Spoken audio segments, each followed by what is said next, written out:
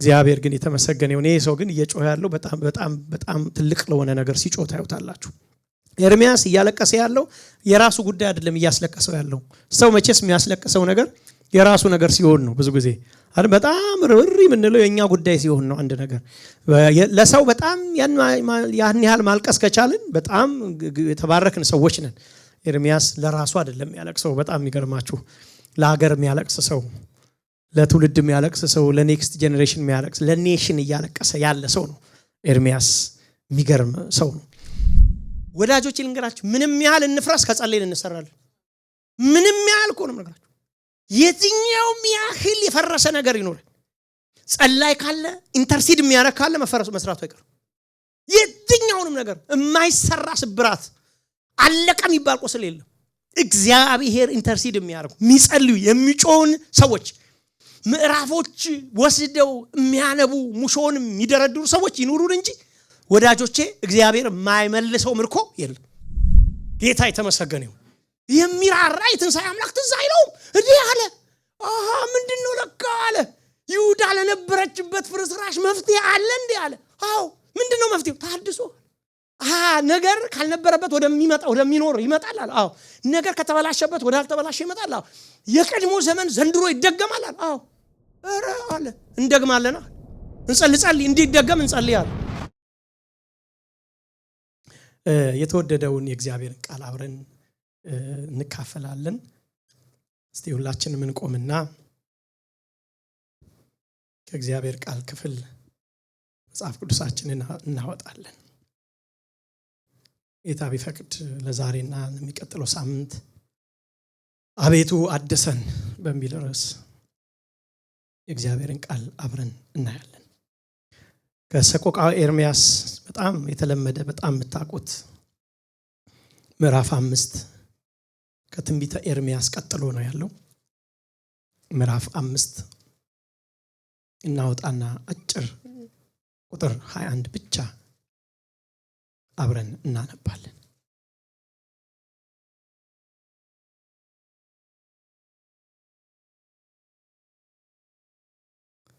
እግዚአብሔር ሆይ ወደ አንተ መልሰን እኛም እንመለሳለን።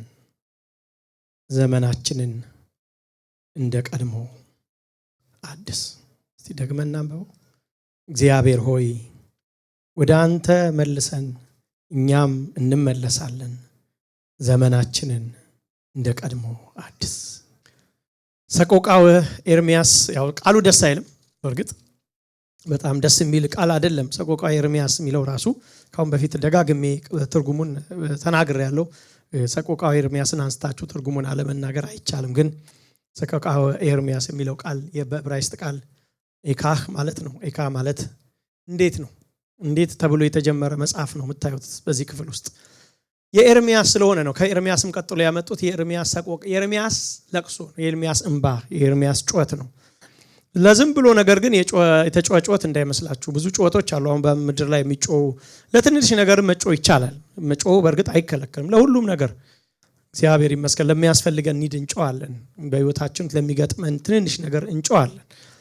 እግዚአብሔር ግን የተመሰገነ ይሁን። ሰው ግን እየጮኸ ያለው በጣም ትልቅ ለሆነ ነገር ሲጮህ ታዩታላችሁ። ኤርሚያስ እያለቀሰ ያለው የራሱ ጉዳይ አይደለም እያስለቀሰው ያለው። ሰው መቼስ የሚያስለቅሰው ነገር የራሱ ነገር ሲሆን ነው። ብዙ ጊዜ በጣም ርሪ ምንለው የኛ ጉዳይ ሲሆን ነው። አንድ ነገር ለሰው በጣም ያን ያህል ማልቀስ ከቻልን በጣም የተባረክን ሰዎች ነን። ኤርሚያስ ለራሱ አይደለም ያለቅሰው። በጣም የሚገርማችሁ ለሀገር የሚያለቅስ ሰው፣ ለትውልድ የሚያለቅስ ሰው፣ ለኔክስት ጄኔሬሽን የሚያለቅስ ለኔሽን እያለቀሰ ያለ ሰው ነው ኤርሚያስ። የሚገርም ሰው ነው።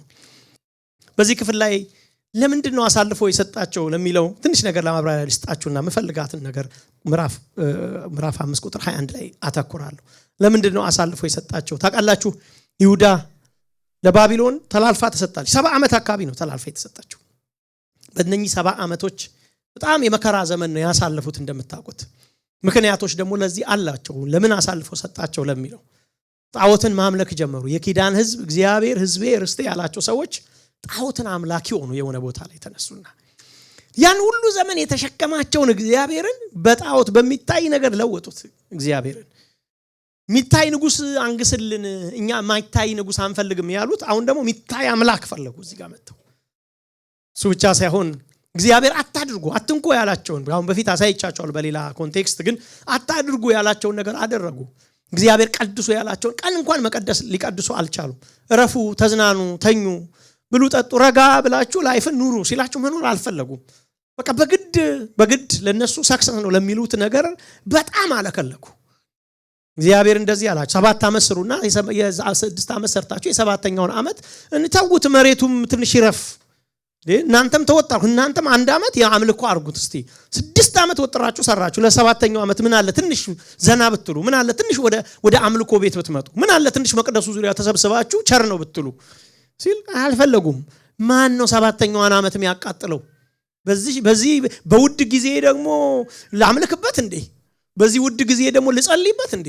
በዚህ ውድ ጊዜ ደግሞ ቃል ላንብብበት እንዴ ብለው በውድ ጊዜያቸው ውድ ነገር ማረክ ሲገባቸው ጊዜን የመሰለ ውድ ነገር አላቂ ጉዳይ በትንሽ ነገር ጨረሱት እግዚአብሔር አየና አሰላ እግዚአብሔር አያስላ መቼስ እግዚአብሔር አያስላ ነው ያልኩት ይሄንን ሳይካውን በፊትም ዳንኤልም ሳስተምር ሰምታችኋል ጻፈ እግዚአብሔር መጻፍ ጀመረ 1 አመት ሲዘሉ 1 አመት ሁለተኛ አመት ላይ ርስ አርገው ሲበሉ ሁለተኛ አመት ጻፈ የ7 አመትን አሰላላቸው ማለት ነው 490 አመት ይቅርታ 490 አመት ከኢያሱ ጀምሮ የነበረውን ዘመን አሰላላቸው በ7ኛው አመት የዘሩበትን አየና መጨረሻ ላይ 7 አመት ሆነለት ሲሞላ ምን አላቸው መሬቷን 7ኛው አመት ላይ አሳርፉ ስላላሳረፋችሁ ማለት በቃ ምሽቅ አርጋችሁ 7 አመት 8 አመት 490 አመት እንዴት ነን ስቶፕ ሰው ያርሳል 490 አመት እንዴት ነን ስቶፕ ወገኖች እንዴት ዝም ብሎ እንዴት ይሰራል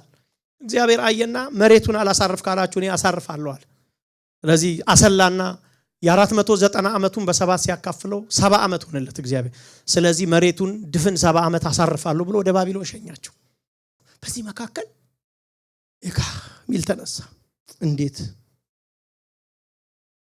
በዚህ መካከል ጸላይ ተነሳ ለህዝብ ግድ የሚለው ሰው ከራሴ ነገር ወጥቼ ላልቅስ እንጂ ለማልድ እንጂ ስለሌላ የሌላ ነገር ግድ ይበለኝ እንጂ መቼ ነው ከኔ ቤት መውጣው ከራሴ መውጣው የሚል ተነሳ 5 ምዕራፍ የሚያለቅስ ሰው ተነሳ በቁጥር ካሰላችሁ በጣም ብዙ ቁጥሮች ነው እንግዲህ የምታዩት ከምዕራፍ 5 በሙሉ እንደው በ20 እንኳን ቁጥር ካሰላችሁ እንግዲህ ወደ 100 ቁጥሮች ነው ያሉት ቃሎቹን ካሰላችሁ ብዙ እነኝን ሁሉ ቃሎች እየደረደረ ስለ ህዝብ የሚያለቅስ ሰው ተነሳ እግዚአብሔር ከራሳችን ትንንሽ ርስ ያውጣን ወገኖች ያውጣን ትንንሽ ከሆነች ነገር ሁሉ ጊዜ ሰይጣን ከራስ ሰርክል ውስጥ ሊያዞረን ይፈልጋል በቃ የኔሽን ጉዳይ የቤተክርስቲያን ጉዳይ የትውልድ ጉዳይን ከኛ ወስዶ ትንንሽ ኤሪያ ላይ በቃ በዛ መካከል ይሄ ሰው ኤካ አለ እንዴት ነው ጥያቄው ራሱ እንዴት ሆነብን ነው ቁጥር 1 ጀምሮ ተመልከቱ ብሎ አለፍ ነው ይያልኩ ነው መርጋችሁ ምዕራፍ 5 ላይ አስብ የሆነብንን አስብ ተመልከት ይለዋል እግዚአብሔር ስድባችንን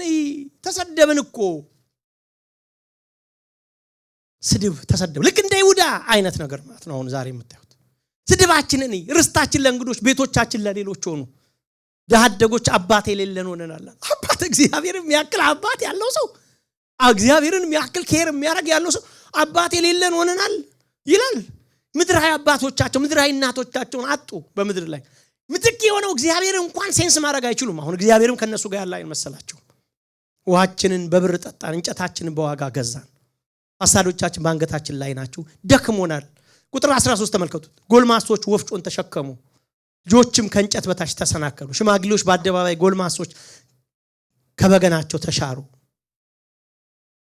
የልባችን ደስታ አርቆናል ዘፈናችን ወደ ለቅሶ ተለውጧል ቁጥር 16 አክሊል ከራሳችን ወድቋል ክብር ስለ ክብራቸው ነው የሚያው ኃጢያትን ሰርተው ወዮልኝ ልባችን ታሟል አይናችን ፈዟል ጽዮን ባድማ ሆነች ቀበሮች ተመላለሱባት ይላል የእንስሳት ምድር ሆነች ምክንያቱም ድምጥማጧ ስለጠፋ ከተማነቷ ስላቆም የእንስሳት ምድር ሆነች አቤቱ አንተ ለዘላለም ትኖራለህ ዙፋን እስከ ትውልድ ነው ስለምን ተረሳናል ስለምን ረጅም ዘመን ትሆናለህ አለና በዚህ መካከል መፈልጋትን ነገር ጸልይ ማለት እሷ ነው ማረጋ ጥቂት ደቂቃ በዚህ መካከል ወሳኝ ጸሎት መጸለይ ጀመረ ወዳጆች ልንገራችሁ ምንም ያህል እንፍራስ ከጸለይን እንሰራለን ምንም ያህል እኮ ነው ነገራችሁ የትኛውም ያህል የፈረሰ ነገር ይኖር ጸላይ ካለ ኢንተርሲድ የሚያረግ ካለ መስራቱ አይቀርም የትኛውንም ነገር የማይሰራ ስብራት አለቀ የሚባል ቁስል የለም። እግዚአብሔር ኢንተርሲድ የሚያደርጉ የሚጸልዩ የሚጮውን ሰዎች ምዕራፎች ወስደው የሚያነቡ ሙሾን የሚደረድሩ ሰዎች ይኑሩን እንጂ ወዳጆቼ እግዚአብሔር የማይመልሰው ምርኮ የለም። አሳያችሁ እንዴት እንደሆነ ቀጥሎ ቁጥር 21 ላይ የመፍትሄ ጩኸት ነው ምለው ነው። ይሄንን ቃል የመፍትሄ ጩኸት ጮኸ። ምን ይሁንልህ ታዲያ ኤርምያስ? ዝም ብለህ ሙሾ መጨሽ ሙሾ ሌላም ቦታ ስላለ ማለት ነው። ማለቃቀስ ከሆነ ሌላም ሰፈር ያለቃቀሳል ሰው። ታዲያ ምን ይሁን ነው እንግዲህ ክርስቲያን ሁሌ የሚያስበው። ቀጥሎም ያለውን ነገር ስሙ። የመፍትሄ ጩኸት በሙሾ መካከል የእግዚአብሔር ባህሪ ትዝ አለው። እንዴ አለ እኔ እያለቀስኩ 4 ምዕራፍ ከተኩል ፈጀውኝ። እንደውም ሊጨርስ ልኮ ነው። እንደውም ምዕራፍ 21 እኮ ማለት በቃ ከሷ በኋላ 22 ነች የቀረችው። ሊጨርስ ጸልያት ይቺ ጸሎት እንኳን ጸልያት አልኩኝ። እኔ አሁን አዲሰን ሚል ባይኖር እኔ ሰቆቃ ኤርምያስን በቃ እኔ ለቅሶ ቤት ብቻ ነው የምሰብከው። በፍጹም እዚህ ጋር ማመጣው አይመስለኝም። በሙሉ ለቅሶ ነው ሙሾ ነው። በመካከል ግን የተስፋ ጭላንጭል ብርሃን ታየች። በጸሎቱ መካከል ሊጨርስ ሲል አንድ ነገር ትዝ ያለው ይመስለኝ። የእግዚአብሔር ባህሪ የማያልቅበት አምላክ በቃ ነገር መንገድ እየቀያየረ የሚያድን እግዚአብሔር። በዚህ በዛጉበት በዚህ ያድናል፣ በዚህ ቢያልቅበት በዚህ ያድናል። እኔ በዘመኔ ያየሁት እግዚአብሔር የሚገርማችሁ ራሴን እንኳን ለመጥፋት ሞክሬ መጥፋት እንዳልችል ያደረገ መልካምነት አይቼበታል። ሞክራችሁ አታውቁም? እንደዛ ራሳችንን ተራ የሚያደርግ ህይወት ለመኖር ሞክረን በዚህም ተራ ለመሆን ስሞክር አትሆናትም። እሺ በዚህ ደግሞ ተራ ሆናል። በዚህ ተራ እንደሆን ካልፈለግ በዚህ ተራ ሰው ሆናለሁ ስል አትሆናት። እግዚአብሔር እኮ ተራ እንዳንሆን ከተራነት ህይወት እየከለከለን ልክ እናት ልጁ እንደዚህ ቤተሰብ ልጁ እንደዚህ እየመጣ ተመለስ ያለ ወደ መልካም እንደሚመራ የመራን የመልካምነት ምንጭ እግዚአብሔር። ኧረ አሜን ስሙ የተባረከው። እንዲገባው ምንም ያህል ብንፈርስ እንሰራለን ብሎ አሰበ። አያችሁ ምንም ያህል ብንወድቅ እንነሳለን ብሎ አሰበ። ምንም ያህል ልባችን ቢሰበር ልባችን በዘይቱ እንደገና ይቀናል ብሎ አሰበ። ጊዜ የማያልፍበት እግዚአብሔር ትናንትና መልሶ ዛሬ ያረጋል ብሎ አሰበ። መቅደስ ስለፈረሰ እግዚአብሔር አልፈረሰም ማለት ከተማ ጽዮን ፈረሰ ማለት እግዚአብሔር አልፈረሰም። እግዚአብሔር እስካለ ድረስ የፈረሰ ይሰራል። አይገርማችሁም? እግዚአብሔር በስፍራው ነው በዙፋኑ ነው ያለው። ይሄ ፈረሰ እንጂ እሱ አልፈረሰም። ይሄ ተበላሸ እንጂ እሱ አልተበላሸም። አያችሁ ነገሮች ስለሆኑት ነገሮች ላይ አላተኩርም ማለት። አሁን ማተኩረው አዳሽ አለ ከላይ። አቤት አቤት አቤት ጌታ የተመሰገነ ይሁን። የሚራራ የትንሣኤ አምላክ ትዝ አይለውም እንዴ አለ። አሃ ምንድነው ለካ አለ። ይሁዳ ለነበረችበት ፍርስራሽ መፍትሄ አለ እንዴ አለ። አዎ ምንድነው መፍትሄው? ታድሶ። ነገር ካልነበረበት ወደሚኖር ይመጣል አለ። አዎ ነገር ከተበላሸበት ወደ አልተበላሸ ይመጣል። አዎ የቀድሞ ዘመን ዘንድሮ ይደገማል አለ። አዎ ኧረ አለ እንደግማለን አለ። እንጸልይ እንዲደገም እንጸልያለን። ወገኖች ወደ ቅናታችን እግዚአብሔር ይመልሰን። ወደ ቅናታችን ምስልስል ብዬ መኖር አሁን አልፈልግም። እኔ ተመሳስሎ መኖር በቃ አሁን ምንድነው ወቀንተና ነው ያሉ የተሻለነ ያሉ የሆነች ነገር እየተጠቀሱ ኖ አለ። የመፍትሄ ሐሳብ አለኝ አለ። ሁለት የመፍትሄ ሐሳብ አንሳላችሁና ልጨርስ 10 ደቂቃ። ምንድነው ስትሉ እንደዚህ ብሎ ጸልያ እሺ ጸሎቷ ውስጥ ያለችውን ኤሌመንት ነው ማሳያችሁ። እንታደስ አለ። አድሰን እንዴት ስትሉት ይሁዳ እቺ የፈረሰችው ምድርና እግዚአብሔር እንደ ቀድሞ አብረው መሆን ይጀምሩ አለ። ከዚህ ነው የጀመረው። ናለን ደግሞ ናለን ብሎ ብቻ እንደሚያቆም ጥሩ እኮ ነው። ወደ አንተም አምጣን አለ። በመገኘት ውስጥ መሆን አላይን ማረ ከመለኮት ሐሳብ ጋር አንተ የሆንከውን ሪል አድርገኝ። በቃ ጸጋ ነው የሚያስፈልገኝ መልሰን ደስ ሲል ወገኖቼ እኔ እኮ አቅም እመለሳለሁ እኮ ቢሆን መጀመሪያው እኔ ራሴ ጨንቀኝ ነበር። እንዴ በምን አቅሜ መልሰን ነው ለካ አርገኝ መንፈሳዊ መሆን እፈልጋለሁ። መንፈሳዊ ልሁን ጌታ ሆይ፣ ቀባኝ ጌታ ሆይ፣ ንካኝ ጌታ ሆይ፣ ለውጣኝ ጌታ ሆይ፣ ሌላ ሰው አርገኝ ጌታ ሆይ፣ ኢየሱስን የሚመስል ሰው አርገኝ ጌታ። ለካ ጸሎቱ ላይ ነው የሚያደርገን። አድራጊው ለካ ከላይ ነው። ከኛ የሚጠበቀው አንድ ነገር ነው፣ ስቴፕ መውሰድ። ውሃው ሲናወጥ መግባት። የተወሰደብን ሀገር አይደለም እባክህ ጌታ ሆይ፣ የተወሰደብን ትውልድ አይደለም፣ የተወሰደብን የሆነ ነገር አይደለም። አንተ ነህ። እግዚአብሔር ሲሄድ ማይሄድ የለም። ሁሉን ከእግዚአብሔር ጋር እንዳገኘን እርሱ ሲሄድ ሁሉም ተጠርጎ እንደሚሄድ እንድታውቁ